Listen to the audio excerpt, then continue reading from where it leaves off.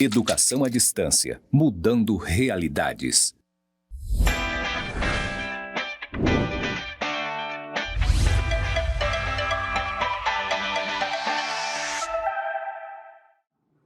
Olá, meu querido, olá, minha querida, seja muito bem-vindo à nossa unidade 5. Eita, professor, estamos chegando aí, penúltima unidade, penúltima aula, eu, professor Alberto Viana. É um maior prazer estar aqui com você. Eu tô aí com meu 1,75 m, né? Olha só, moreno, cabelo curto, bem penteadinho pro lado, barba, bigode. Estou vestindo hoje aqui um terno cinza claro, tá bom? Você me viu a aula toda com esse terno, né? Eu gosto dele. Uma camisa azul escura para poder dar o tom, sobretom ali, a calça jeans escuro e também um sapatênis preto. Poxa, professor, chegamos então à nossa penúltima aula. Tô ficando com saudade. Tá mesmo? Tá nada, rapaz. Ó, o curso está começando agora. Teoria das organizações, das primeiras disciplinas do teu curso, e eu tenho certeza que você está super animado.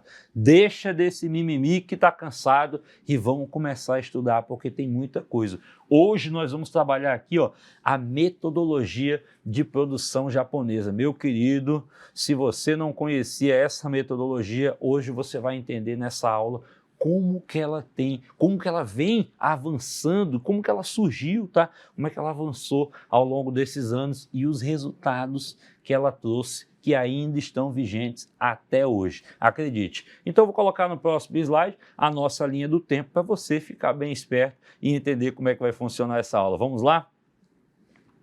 Olha aqui, ó. A linha do tempo, meu filho. Presta atenção, a linha do tempo, como eu falei para vocês, ó. Método japonês de produção, já ali, ó, na década de 70, tá bom? Aqui na linha do tempo, já estamos chegando ao final, né? Década de 70, vamos falar então aí dessa metodologia japonesa de produção que trouxe muitos resultados aí para as indústrias do mundo todo. Qual é o objetivo então? O objetivo é que ao final desta unidade você consiga conhecer e entender sobre esse método japonês de produção. Então, assim, uma contextualização para você entender melhor. Teorias recentes tentavam ou não, tá, corrigir os problemas oriundos das teorias anteriores, tá? Busca por melhores resultados, tanto na estrutura quanto também nas e para as pessoas. Olha só, então foi feito isso ao longo dos anos, né? Algumas tentavam ou não corrigir, vinham para complementar e tinha também essa busca aí por melhores resultados, tanto na estrutura quanto nas e também para as pessoas. Diga-se a última teoria que trabalhamos o desenvolvimento organizacional, lá na unidade 4. Trabalhamos ainda também o processo aliás, existiam, né, processos cada vez mais robustos, porém ainda pouco otimizados. E aí chegaram lá os japoneses e criaram o seu método. Professor, mas foi assim um negócio tão rápido? Não, você vê que foi na década de 70. Depois que nós terminamos ali, depois que acabou, nós não, né? Eu nem estava lá.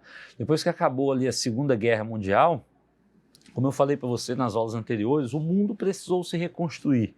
O mundo precisou passar por mudanças de forma muito drástica e também muito rápidas, porque a população cresceu de uma forma avassaladora e, é claro, as necessidades dessa população precisavam ser atendidas de todas as formas. Tá? De todas as formas. O mundo teve sua mudança, a que nós vemos hoje, ali na segunda metade do século passado, ou seja, segunda metade do século XX, depois da Segunda Guerra Mundial, quando realmente os países passaram a ter sua mudança. E aí, os teóricos tentaram, né, corrigir ou complementar as teorias anteriores, as mudanças foram necessárias, mas ainda não estava tudo tão otimizado, ainda estava num processo ali um pouco moroso, um processo que existia muito desperdício, existia um estoque muito alto, e vieram os japoneses que também precisaram, esses é que precisaram mesmo, se reerguer após a Segunda Guerra.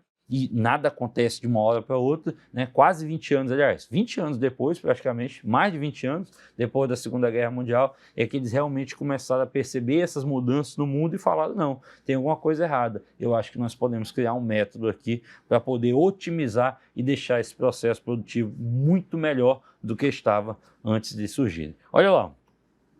Então, o método japonês. Ó. O Japão precisava se reconstruir, como eu falei para vocês, após a Segunda Guerra, e Aquele período ele fez lá uma visita à fábrica Rouge, né, da Ford, né, ou seja, foi fazer um benchmarking lá. Professor, o que é benchmarking? Né, benchmarking é você, sabe aquele ditado de nada se cria, tudo se copia? É mais ou menos isso, tá? Mas não exatamente. Por quê?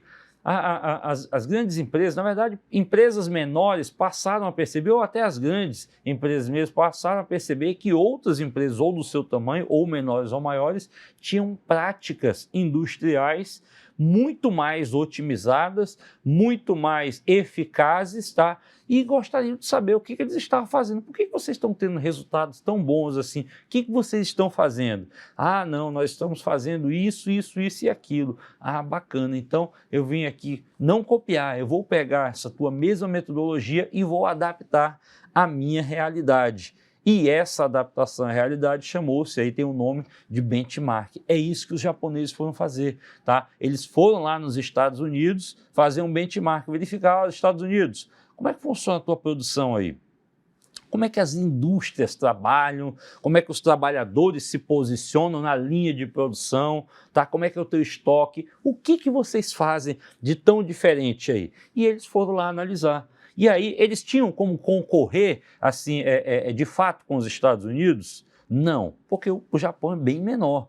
Tá? E os Estados Unidos tinham um poderio financeiro, ainda tem a maior potência mundial, né? Muito grande. Então, eles foram lá, verificaram o que tinha de bom, que os Estados Unidos, que as indústrias americanas faziam, e trouxeram para a sua realidade, e adaptaram. Dá para fazer assim, assim, assado. Coloca na tela aí de novo, ó. A produção em massa americana, né, jamais funcionaria no Japão. Tá? Então, eles fizeram adaptações na estrutura que resultaram no enxugamento da produção. Meu Deus, professor, eles pegaram o paninho e saíram enxugando lá? Claro que não. O enxugamento da produção foi o seguinte: lá eles são grandes, os Estados Unidos eles são muito grandes, as indústrias, as fábricas são muito grandes, muitos funcionários, mas às vezes tinha funcionário demais para um serviço que poderia ser feito por um ou até por uma máquina automatizada ou algo do tipo. E os japoneses criaram esse método enxugando, né? Ou seja, diminuindo, reduzindo, tá? Toda esta mão de obra necessária, às vezes, para fazer um produto só. O benchmark, né, como eu falei para vocês, ele começa mais principalmente ali na indústria automobilística, que é referência mundial para as demais indústrias aí. Foi através dela que começaram a surgir os processos industriais automatizados, robotizados, que a gente vê hoje, né, e super tecnológicos. Tudo isso oriundo dos grandes avanços aí criados lá atrás na indústria automobilística e, é claro, também do método japonês de produção, que enxugou o processo e falou, opa, dá para a gente trabalhar aí, começar a vender nossos carros, nossos produtos, num processo de fabricação muito mais enxuta. E uma vez que você enxuga esse processo de fabricação, você tem o quê? Um retorno financeiro muito maior, porque você fez mais com menos. Foi isso que os japoneses fizeram. Olha aqui, ó. Então, eles otimizaram o processo de produção, né, com o menor desperdício possível, claro. Olha só isso aqui, não, vou gastar menos, mas o produto vai ficar ruim, não. É menor desperdício possível, sem perda de qualidade do produto, tá? E aí criou-se lá também o sistema Toyota de produção, né, no nome dado aí como toyotismo, que é considerado o sucessor do método fordista de produção. Não falei para você que os processos industriais surgiram na indústria automobilística. Tá aí o Fordismo lá, com Henry Ford, lá naquele período da teoria científica, né, que surgiu, né, que Taylor gostava muito, pensava muito na base da organização e não na estrutura como um todo, criou lá, né, o Henry Ford criou lá o seu processo da linha de produção em massa, fazendo com que a produção aumentasse de forma avassaladora e entregasse muito mais produtos, tá, em menos tempo. Só que ao longo do tempo eles foram ficando cada vez mais complexos e aumentando cada vez mais, sem a devida análise de que aquilo realmente traria um resultado maior. Os japoneses foram lá, verificaram que a produção em massa não dava para acontecer lá no Japão e enxugaram esse processo passando a bater de frente aí, nesse processo que foi aí o sucessor, né, do Fordismo, né? Ou seja, o Toyotismo foi o sucessor do Fordismo, porque passou a ter uma produção muito mais enxuta, trazendo, às vezes, ou resultados tão bons quanto ou até melhores. Olha aqui, ó. Esse método ainda trouxe algumas características. Eu trouxe aqui as principais para você. Responsabilidade individual pela qualidade da produção. Como assim, professor? Individual tem 100 trabalhadores lá, mas cada um desses 100 trabalhadores naquela fábrica, eles têm responsabilidade pelo seu processo, pela sua forma de trabalhar. Então a responsabilidade individual, ela está tratada dessa forma. Os japoneses falam o seguinte: você é responsável. Se você errar um parafuso, um produto, sei lá, uma análise sequer, isso pode comprometer todo o processo de fabricação. Tá? Então lá eles trabalhavam muito com isso. Coloca na tela. Redução de estoques por meio de acordos com os fornecedores. Isso aqui é um negócio impressionante. Olha aqui. Imagine que você tem ali o mapa mundi. Imagina aí o mapa mundi. Então busca aí, você está assistindo no computador, no celular, enfim, busca aí o mapa mundi. E lá no Brasil, tá? Lá no Brasil, né? Ali na cidade, vamos colocar a cidade de São Paulo, né? Colocar a cidade de São Paulo tem uma indústria automobilística, tem várias lá, indústria automobilística. E essa indústria automobilística, ela utiliza como matéria-prima a borracha, o vidro, né, o ferro, enfim, o alumínio, tantos outros componentes que são necessários para montar um carro. E aí ele compra ali de alguns fornecedores, alguns mais exclusivos, outros nem tanto, mas essa indústria, né, olha só, os japoneses pensaram da seguinte forma, né, trazendo os fornecedores para perto. Só que tem um fornecedor, 2, 3 fornecedores, vamos dizer o de pneus, vamos colocar um exemplo, fornecedor de pneus. Está lá o fornecedor de pneus, ele é internacional, a sede dele ele só consegue fabricar lá nos Estados Unidos. E aí essa indústria de São Paulo, né, falou o seguinte: não, eu compro o pneu do carro que eu monto aqui é da sua fábrica. Por que você não traz uma fábrica aqui para perto de mim? Porque todo carro que eu montar eu vou colocar o seu pneu. E aí o fornecedor falou: opa, é verdade. Se ele está querendo exclusividade, por que eu vou ficar exportando, né? Mandando, eu do Brasil vou ficar exportando produtos, ou então lá o fabricante de pneus vai ficar exportando seus pneus, se ele pode diminuir o custo dessa exportação, levando uma fábrica lá para perto. Foi isso que os japoneses fizeram. Eles trouxeram os fornecedores para ficar ao redor da sua fábrica, enxugando cada vez mais o processo produtivo e fazendo com que, fala o seguinte, ó, o planejamento desse controle da produção jogava lá para o fornecedor: fornecedor, vou produzir 1000 carros este mês. Ó, fornecedor de pneus, 1000 carros este mês. É o teu pneu que eu coloco no meu carro. Então, tu precisa fabricar quantos carros, quantos pneus aí, gente? Quantos pneus aí? Faz o cálculo. 1000 carros, precisa fabricar quantos pneus? Alguns responderam 4000, né? Mas esqueceram do step. É 5000. Então, o fornecedor está lá perto, já vai colocando, como é que vai estar a produção? Quando for precisar do pneu, ele vai estar na linha de produção em época mais ou menos, o planejamento está lá. Isso tudo está em administração da produção. O planejamento está previsto para colocar os pneus em tal dia. O fornecedor, isso já é startado para o fornecedor, e o fornecedor vai mandando a quantidade de pneus conforme a produção vai chegando lá no período colocado no planejamento. E aí você começa a imaginar: meu Deus, e o de vidro? Só vai chegar quando realmente for para colocar o vidro no carro. E o do motor? Só vai chegar quando for para colocar o motor. E o de tintas? Só quando for utilizar. Isso é produção enxuta. Isso é enxugamento da produção, na qual os japoneses trouxeram aí para o mundo essa inovação naquela época, já na década de 70, tá bom? Coloca aqui, ó, fornecimento, ó, somente do necessário e também no período correto da produção, foi o que eu acabei de explicar, trabalhadores qualificados e conhecedores de todos os processos da organização. Por que isso daqui é necessário? Tá ali, ó. Uma produção, uma linha de produção, eu sou só o Chaplin ali que, né, aperta parafuso, aperta parafuso, aperta parafuso, aperta parafuso. Eu nem sei o que eu estou produzindo, eu só sei que eu aperto parafuso. Você acha que o funcionário, o colaborador, ele se sente parte? Não, porque ele só aperta um parafuso.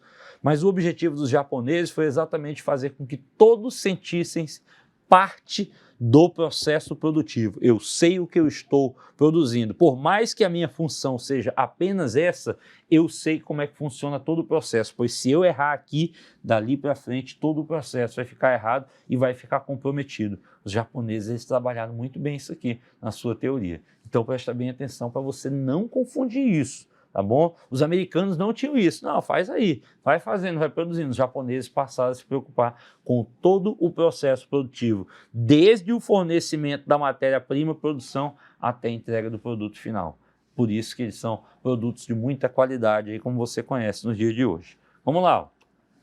Ainda, a maior parte dos trabalhadores, né, ó, era composta por equipes, não tinham lá individuais, né? Maior proximidade com o consumidor, pois eles sabiam das necessidades do consumidor, tá? Automação das máquinas, ou seja, nós tínhamos máquinas lá que trabalhavam dentro de um período certo, por isso que eram automatizadas, tá? Conjunto de processos internos totalmente sincronizados, além das relações externas através do just-in-time e também de um método Kanban, tá bom? Pesquisa aí, tem no seu material o que significa cada um desses aí, mas são aqui, ó, ferramentas necessárias e utilizadas pelos japoneses aí para deixar o seu processo muito mais eficiente e, é claro, eficaz, tá ok? Olha lá, ó. Ainda, as fases de implantação anteriores, inspeção, né? Olha, antigamente, como é que se media a qualidade, tá, desses produtos? Como é que se media a qualidade? Por meio de inspeção. Era conferência 1 a 1 para verificar se havia defeitos. Só que nesse período aqui, ó, você vai ver em gestão da qualidade mais especificamente. Nesse período aqui, o produto já estava pronto. Era eu pegar esta caneta aqui e dizer, não, ela tem um defeito aqui. Opa, isso aqui saiu torto, saiu defeituoso. Tá? Mas adianta, depois que este produto está produzido, eu analisar se tem defeito? Naquela época era só isso que dava para fazer. Ao longo do tempo isso foi melhorando. Olha aqui, ó. Virou então um controle estatístico. Ó. Verificava por amostragem se os produtos estavam dentro de um padrão pré-estabelecido. E, por fim, a era da qualidade total, ou Total Quality Management, né, que significava uma abordagem de todos os processos, tá, ó, para que se tivesse efetivamente a qualidade total. Então começou apenas com a inspeção, opa, esse produto está bom? Tá, não está, descarta. Ao longo do tempo foi virando a estatística, né, que é hoje muito utilizada ainda, a famosa amostragem do produto. Opa, pega ali, ó, de toda aquela produção, pega apenas um lote para saber se esse produto tem algum problema ou não. E os japoneses criaram ao longo do tempo, né, e os americanos como toda a indústria em geral, ela criou aí um processo de gerenciamento da qualidade total, onde se analisava todos os processos para verificar se o produto ia sair conforme aí os termos pré-estabelecidos desde a sua produção, desde o fornecimento de matéria-prima até a entrega ao consumidor final, ok? Ainda, o que seria a gestão da qualidade total ou Total Quality Management? Faça certo da primeira vez para evitar retrabalho, né? É aquela história do preguiçoso trabalha 2 vezes, não é verdade? Então faz logo certo, rapaz, você vai trabalhar mais se você fizer errado. Escute e aprenda com seus colaboradores. Existia muito essa questão aqui, ó, de escutar e aprender com os colaboradores. Não é só o gestor que sabe de tudo, não, tá bom? Desenvolva o trabalho em equipe com confiança e, é claro, respeito mútuo. Faça das melhorias contínuas, tá, um assunto diário. Gente, melhoria contínua. Presta bem atenção nisso daqui. Na sua vida, se você não quiser melhorar em alguma parte da sua vida que precisa ser melhorada, tá? Você vai penar em alguma fase. Tá? Se você tiver uma constante melhora, uma constante preocupação em melhorar a sua saúde, seu corpo, seu conhecimento, tá? Das suas entregas no trabalho, seja na administração pública ou privada, você vai ficando para trás e vai perdendo espaço. E isso aqui, ó, os japoneses trabalharam muito bem. Opa, esse produto aqui, ó, já passou por todo o processo de amostra, análise estatística e tudo mais, e ele está perfeito. Ok, mas ele está perfeito hoje. Será que daqui a um ano ele não vai apresentar um defeito? Será que daqui a um ano os consumidores deste produto aqui não exigirão que ele seja um pouco mais anatômico, tenha uma borracha, alguma coisa? Ou seja, um processo de melhoria contínua. E esse processo de melhoria contínua se dá através de ferramentas que analisam a necessidade do consumidor, do cliente, né, do cidadão como um todo. Opa, isso aqui é material velho. Não, já dá para trabalhar de uma outra forma. Existia uma tecnologia que trouxe algo inovador e dá para melhorar esse produto cada vez mais. É o famoso processo de melhoria contínua. Olha lá, ó. A abrangência ainda total da organização, né? A gestão da qualidade total, trabalho em equipe, respeito e confiança e a famosa melhoria contínua. Tá? Ainda trouxe aí os 14 princípios de DEME, eu não vou ler todos, tá? Eles estão aí no seu material, mas alguns aqui, como estabelecer a constância de finalidade para melhorar o produto, tá? Adotar nova filosofia, acabar com a dependência da inspeção em massa, tá? Para garantir a qualidade, melhorar sempre, né? Instituir treinamento, adotar e instituir a liderança, né? Eu coloquei os 14 aí, a gente não precisa ler todos eles, porque você tem no seu material. Tá? 14 princípios de Deming, você vai ver que está tudo totalmente relacionado à melhoria contínua e, é claro, se você for analisar, eles são muito recentes. Tá? Apesar de terem sido criados lá no século passado, eles ainda estão muito recentes nas organizações. Se as organizações seguirem, elas realmente terão um processo de qualidade total aí no seu processo produtivo como um todo. Tá ok? E aí, uma das ferramentas criadas aí para verificar essa qualidade total, né, ou a melhoria contínua, foi exatamente o ciclo PDCA. Este ciclo aqui, tão trabalhado aí, que o P significa planejamento, o D significa execução, é plan, do, check, action, né? Ou seja, o D é execução, o check aqui é de controle e o action, né, o A aqui, é de ação. Como é que funciona tudo isso? O PDCA, eu trouxe essa imagem aqui, ele passa por 4 etapas, né? A parte de planejamento. Primeiro, a identificação do problema, depois a análise do fenômeno que gerou esse problema, vai analisar o processo, né, necessário para corrigir esse problema e cria-se ali um plano de ação. Coloca-se esse plano de ação em execução, já na segunda fase aqui, que é o do, né, ou execução. Por fim, você começa a verificar se tudo que foi planejado está sendo executado conforme o planejamento. E se não tiver, você vai agir. Ah, professor, mas se tiver tudo dentro dos conformes, você padroniza o processo, tá? Para poder gerar os resultados. Ah, mas vai continuar do mesmo jeito? Você não falou na aula anterior que nada é permanente, exceto a mudança? Exatamente isso. Nós tínhamos essa tela aqui para poder dar aula há algum tempo atrás? Não. Nós tínhamos um púlpito, nós tínhamos uma câmera de alta resolução para você poder me ver aqui? Não. Então isso foi passando, ó, foi tendo uma melhoria contínua ao longo dos anos. É isso que você tem que analisar. É para isso que serve o PDCA. E ele serve para a sua vida. Tá? Você pode criar um PDCA da sua vida. O que você quer? Ah, eu quero estar em constante evolução porque eu almejo me formar, curso superior, depois eu quero fazer uma pós, um mestrado, enfim. Qual é o teu objetivo? Coloca lá no PDCA. Então, planeja. O que você precisa fazer? Começa a executar, mede, tá? Se você está atingindo conforme planejado e age para corrigir ou padronizar o processo para que você consiga alcançar novas metas, ok? Olha lá, ó. Chegamos então à nossa linha do tempo, falamos aí de forma bem básica do método japonês de produção, tem muito mais conteúdo aí e se você buscar na biblioteca virtual, aí é que você vai ter conteúdo mesmo, tá bom? Analisa com calma, lê o material, lê o que está constante aí no AVA e busca lá esse conhecimento a mais. Eu tenho certeza que você vai ter um retorno intelectual muito maior. Não fica só na minha aula aqui, não fica só no material constante no ambiente virtual. Vai dar uma lida lá na biblioteca virtual, tá bom? Eu te aguardo na próxima aula. Até mais!